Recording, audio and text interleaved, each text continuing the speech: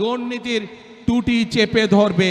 অতীতে প্রমাণ করেছে একমাত্র বিএনপির পক্ষেই সম্ভব সেই বিষয়টিকে নিয়ন্ত্রণ করা, এবং সেটি হলো দুর্নীতি।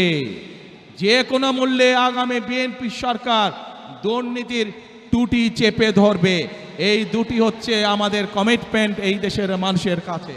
কারণ বিএনপি সরকার অতীতেও প্রমাণ করেছে 96 সাল থেকে 2001 সাল পর্যন্ত যেই সরকার ছিল তারা দুর্নীতিতে দেশকে নিচের দিকে নিয়ে গেছিল।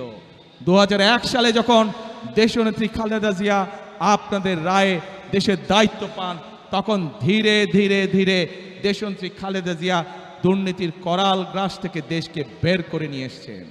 কাজে প্রমাণ হয়েছে দেশের আইন শৃঙ্খলাই হোক, আইন সবার জন্য সমান।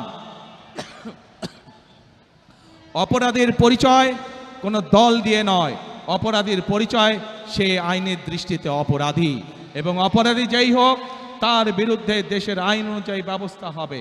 কাজেই দুর্নীতি যেই করুক, দুর্নীতি যারাই করুক, তাদের বিরুদ্ধে দেশের আইন একইভাবে প্রযোজ্য হবে। কাজেই পরিষ্কারভাবে আজকে আমি আপনাদের সহ এখানে হাজার লক্ষ মানুষের সামনে পরিষ্কারভাবে বলে দিতে চাই, আমরা যেসব পরিকল্পনা গ্রহণ করেছি সেই সব পরিকল্পনার মধ্যে কেউ যদি আইন শৃঙ্খলা ভঙ্গ করে বা দুর্নীতির মাধ্যমে সেগুলিকে বাধাগ্রস্ত করেন, তাদেরকে কোনো ছাড় আমরা দেব না ইনশাআল্লাহ।